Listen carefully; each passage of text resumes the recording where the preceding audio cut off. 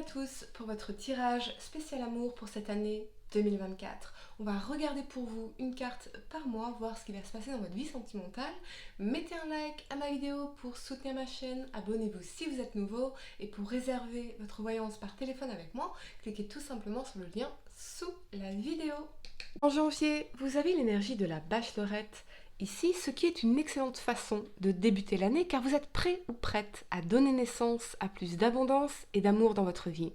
Vous pourriez être particulièrement créatif ou créative, fertile et on vous dit que vous allez dans la bonne direction, celle de vos rêves, de votre évolution personnelle ou de celle des projets qui vous tiennent à cœur. Mais c'est peut-être pour certains que quelqu'un capture votre cœur ou vous qui capturez le cœur de quelqu'un, particulièrement avec cette énergie de séduction dans la bachelorette. En février, vous avez Opening Up ici, ce qui signifie s'ouvrir à l'autre. Il y a donc bien quelqu'un pour qui vous allez dépasser la peur de vous ouvrir, d'être vulnérable et d'exprimer ce que vous ressentez. Qu'avez-vous besoin de dire à l'autre ? S'ouvrir est risqué, mais toujours nécessaire pour créer un amour profond et véritable. Vous allez devoir faire preuve de courage, ami Bélier, mais c'est peut-être aussi dans une relation avec votre mère, une femme ou une figure maternelle où des conflits ont besoin d'être résolus. Quelle relation voulez-vous avec cette personne ? Quel changement pouvez-vous apporter pour améliorer cette relation ? Lâcher l'ego et ouvrir son cœur sera clé ici pour vous ce mois-ci. En mars, vous avez la 9 de rose, ce qui m'indique qu'il y a effectivement des challenges à relever dans une relation en particulier. Vous allez devoir faire preuve de courage et de résilience dans une situation, car oui, vous vous sentez blessé, éprouvé par les épreuves de la vie, mais on me parle de renforcement. Renforcer l'estime et l'amour de soi, renforcer la confiance en soi, en réalisant combien, quoi qu'il vous arrive, vous pouvez tout surmonter. Et vous l'êtes déjà prouvé en réalité par le passé. On me dit aussi que l'amour n'est pas une conquête, que vous n'avez rien à prouver, juste à incarner qui vous êtes, car c'est assez. En avril, vous avez la 8 de flûte ici. Ce que je ressens surtout, c'est votre détermination à faire évoluer les choses ou c'est l'énergie de la personne à laquelle vous pensez.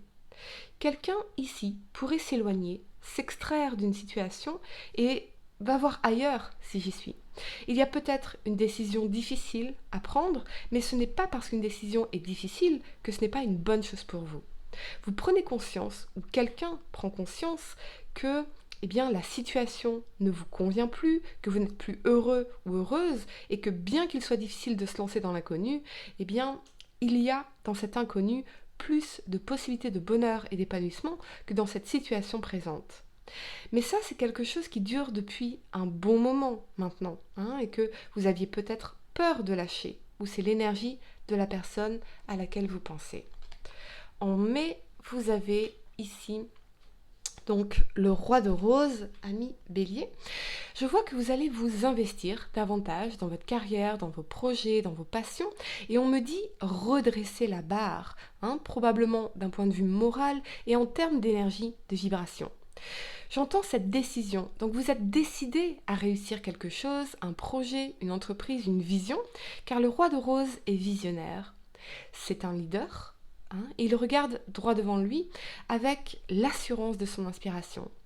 Vous allez relever la tête et les manches en affirmant que vous pouvez réussir et que vous allez réussir.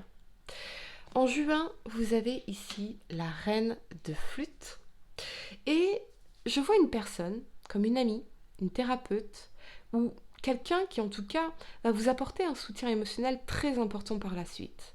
Ou c'est peut-être un travail sur soi qui va vous permettre de vous reconnecter avec vos émotions profondes, l'acceptation de qui vous êtes dans une forme d'amour inconditionnel, comme si vous étiez votre propre parent et que vous alliez vous donner tout cet amour que vous auriez dû recevoir. Mais c'est peut-être aussi une personne dont la présence, le soutien, l'amour sera important pour vous. Et si vous êtes en pâte, attention à ne pas trop donner sur fond de dépendance affective. Un grand cœur a besoin de fortes limites. Toute relation doit être une danse équitable.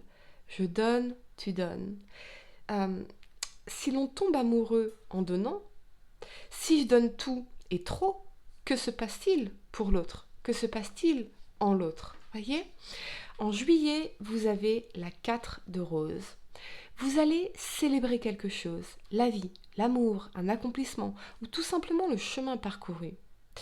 Il peut y avoir un mariage dans l'air, des célébrations, une fête familiale, un événement presque magique qui va vous aider à reconnecter avec la joie de l'instant présent. Pour certains, ce peut être littéralement une maison de campagne ou de vacances, un endroit où vous allez vous sentir bien, très bien. Vous allez retrouver un sentiment de stabilité dans votre vie, dans vos relations et dans vos émotions surtout. En août, vous avez la carte de la destinée, ce qui signifie, eh bien, comme c'est l'équivalent de la roue de fortune, le destin, bien évidemment. Donc il y a des surprises dans l'air pour vous. Un coup de chance, un inattendu, un jeu de hasard. Mais c'est surtout l'idée que votre cœur veut ce qu'il veut. Et une connexion véritable est difficile à nier. Vous vous sentez destiné dans une rencontre, dans une relation, presque un coup de poker. Vous arrivez à un tournant de votre vie sentimentale, une transformation d'une relation karmique, mais attention à ne rien précipiter. Une relation, c'est avant tout deux personnes qui se disent oui et qui ont mutuellement l'envie de construire ensemble la relation. Ce n'est pas une décision ou un désir unilatéral. Donc la bonne personne pour vous, ça ne peut être que quelqu'un qui vous veut aussi dans sa vie par définition. En septembre, vous avez la 2 de rose ici. Décision, décision. S'engager, ne pas s'engager. Y aller, ne pas y aller. Revenez à votre vision personnelle, à ce que vous voulez vivre, vous, comme relation. Je vois quelqu'un qui attend une décision ou des nouvelles de votre part. Il y a une distance entre vous et cette personne. Qui fera le premier pas ? Vous pourriez avoir des nouvelles d'une personne qui est à distance de vous et je ressens comme une envie de faire la paix. Pour d'autres, ce peut être un besoin d'ailleurs, de dépaysement, de voyage, de nouvelles rencontres, pourquoi pas. En octobre, vous avez la 4 de flûte ici. Je ressens un manque, une profonde insatisfaction dans cette énergie, ou une forme d'ennui, de routine, mais aussi quelqu'un de buté, qui n'arrive pas à être dans la gratitude de ce qu'il ou elle reçoit, ou de sa vie en général. J'ai l'impression que ça peut aussi être l'énergie d'une personne autour de vous, comme dans votre environnement familial, vous voyez, comme un parent. Mais, comment dire, ce personnage, ici, veut ce qu'il veut. Et tout ce qui n'est pas ça ne l'intéresse pas. Pire, il attend que ça tombe de l'arbre ou que ça apparaisse ou réapparaisse dans sa vie comme par magie. Il est frustré parce qu'il tape dans son énergie d'impuissance, d'inaction et d'attente. En réalité, il reste dans sa zone de confort, coincé. Peut-être même qu'il se réfugie dans l'imaginaire, car il refuse de se confronter à la réalité. Il n'est d'ailleurs pas prêt, pas mature en ce sens. Il n'est pas prêt à accepter ce qui requiert ou ce que requiert la réalité. L'impuissance, en fond, c'est la fuite des responsabilités. Pourtant, je suis à 100% responsable de ma vie et de ce que j'en fais. Comme disait Carl Jung, la bonne nouvelle c'est que vous êtes responsable, la mauvaise nouvelle c'est que vous êtes responsable. En novembre, vous avez la 8 de miroir, qui est l'équivalent de la 8 d'épée. Donc, je ressens des insécurités, comme si vous pourriez vous raconter des histoires restrictives, limitantes, ou des scénarios pessimistes qui se répètent en boucle dans le mental ici. C'est aussi une énergie d'attachement, de se sentir prisonnier de nos propres pensées et croyances telles que je ne pourrai jamais m'en sortir, je ne pourrai jamais l'oublier, je ne pourrai jamais être aimé. Pourtant, vous avez la capacité de sortir du rôle de victime, puisque vous êtes toujours responsable, et vous avez toujours votre libre arbitre, votre pouvoir de décision et d'action. Vous êtes juste aveuglé par toutes ces pensées restrictives attachées à vos souffrances. Décidez, ami Bélier, de ce que vous voulez vivre et ressentir dans vos relations. En décembre, vous avez la très belle énergie ici du paradis, qui est l'équivalent du soleil. Donc, vous allez gagner en clarté, mettre la lumière sur une situation ou une relation en particulier, obtenir des réponses à vos questions et dire enfin oui à la vie pleinement. J'y vois aussi la possibilité d'une nouvelle rencontre heureuse, fun, presque miraculeuse, peut-être même pour certains, forme de retrouvailles familiales, peut-être. Peut-être qu'une personne avait besoin d'être dans cette angoisse de vous perdre pour comprendre, pour gagner en clarté, pour réaliser ce qui est important et ce qui ne l'est pas ici. Ce que je vois surtout, c'est une nouvelle aventure qui vous attend, de nouvelles émotions, de nouvelles croyances plus optimistes à propos de la vie, de l'amour et de vous-même. Et pour certains, une naissance dans la famille, un rapprochement, des retrouvailles, oui. Et puis le désir, surtout, de profiter de tous les instants.